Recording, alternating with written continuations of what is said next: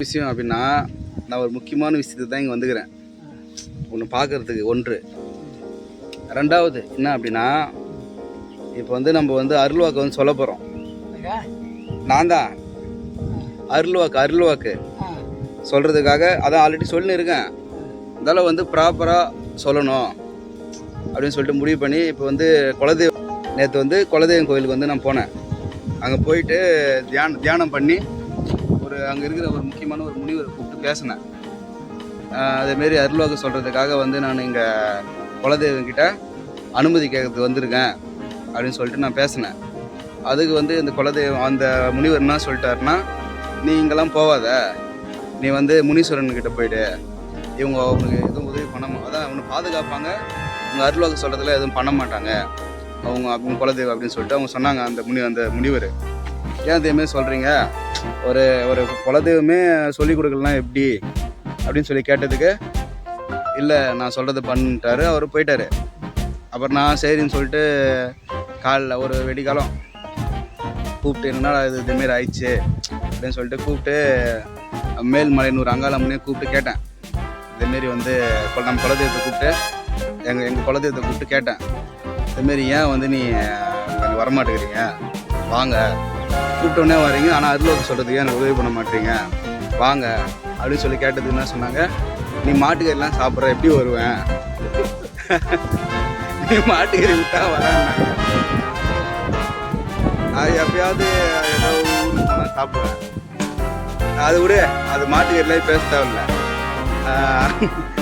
அதுமாரிலாம் இருக்கிறதுனால நான் வரமாட்டேன்பா அப்படின்னு சொல்லிட்டு அவங்க சொல்லிட்டாங்க. அதனால் நான் வந்து சரி அதை பற்றி எனக்கு எந்த கவலையும் இல்லை அப்படின்னும் போது என்ன சொன்னாங்கன்னா, சரி அப்போ அந்த முனிவர் என்ன சொன்னாங்க, இன்னும் 4-5 பேர்கிட்ட நான் போய் கேட்டேன், இதேமாரி வந்து நீங்கள் அருள்வாக்கு சொல்கிறது இருந்தால் உங்களுக்கு ஒரு 3 சாமி வரும், ஒன்று மாரியம்மனை, ஒன்று அங்காளம்மனை, இன்னொன்று வந்து உனக்கு முனீஸ்வரன் அப்படின்னு சொல்லிட்டு சொன்னாங்க. அங்காளம்மன் சொல்லலை, மாரியம்மன், வராகி அம்மன், முனீஸ்வரன் அப்படின்னு சொல்லிட்டு சொன்னாங்க. சரி மாரியம்மன் 3 நமக்கு ரொம்ப நெருக்கமான சாமிங்க தான், ஏதோ ஊர்லேயே மாறி தானே. அதில் வந்து சரி காளியம்மன் கேட்டேன், காளியம்மன் தான் வந்து சூப்பரு, ஆனால் அவங்க ரொம்ப ரத்த காவு கேட்டுன்னு இருப்பாங்க, அது ஒன்றால் கொடுக்க நல்லது பண்ணுவாங்க, இன்னும் கேட்டுனே இருப்பாங்க, இன்னும் நீ கொடுத்துனே இருப்பாங்க, அதனால் இப்போ காளி பேர்த்தா பாடி தாங்காது பாடி அப்படின்ற மாரி அவங்க சொல்லிட்டாங்க. நாங்கள் பண்ணுறது முனீஸ்வரன் தான் வர மாதிரி இருந்துச்சு, முனீஸ்வரன் வந்து வர வச்சு தரேன், முனீஸ்வரன் பண்ண வந்துடும் அப்படின்னு அவங்க. சரி ஓகே, நானும் எனக்கு முனீஸ்வரன் ரொம்ப பிடிக்கும், ஆனால் ரொம்ப பிடிச்சது காரணமே நம்ம குலதெய்வங்கிறதுனால என்னவோ தெரில, இப்போ முனீஸ்வரன்கிட்ட தான் வந்து அனுமதி வாங்கிட்டு போகலாம். அப்புறம் நான் யோசித்து பார்க்கும்போது இப்போ வந்து உனக்கு ஒரு 4 வருஷமாக உனக்கு பவர் போயிடுச்சுன்னு சொன்னல லாஸ்ட் வீடியோவில், அப்போது 4 வருஷமாக எனக்கு வந்துருச்சு இல்லை, அந்த மனசில் தோன்றது சொல்கிறது நானெலாம் வந்துருக்குதுல்ல, அதனால் வந்து இப்போ வந்து உங்கள் குலதெய்வம் தான் நம்மளை வந்து வழி நடத்தும் அப்படின்னு நான் முடிவு பண்ணியிருக்கிறேன். அதான் இப்போ பண்ணலாமா என்னன்னு கேட்க வந்திருக்கேன். ஏன்னா இப்போ வந்து நம்மளாம் அசைவம்லாம் சாப்பிடுவோம், கறியெலாம் சாப்பிடுவோம், எல்லா கறியும் சாப்பிடுவோன்னு வச்சுக்க, எல்லா கறியும் சாப்பிட்டாலும் அது அசைவம் கிடையாது, நம்மளை பொறுத்த வரைக்கும் அது சைவம் தான். ஏன்னா சுவைச்சு சாப்பிட்டா தான் அது அசைவம், பசிக்கு சாப்பிட்டா அது சைவம். அதனால் எனக்கு அந்த எந்த கவலையும் இல்லை. இப்போ முனீஸ்வரன்னா என்னென்ன பூஜைலாம் பண்ணுவீங்க முனீஸ்வரனுக்கு?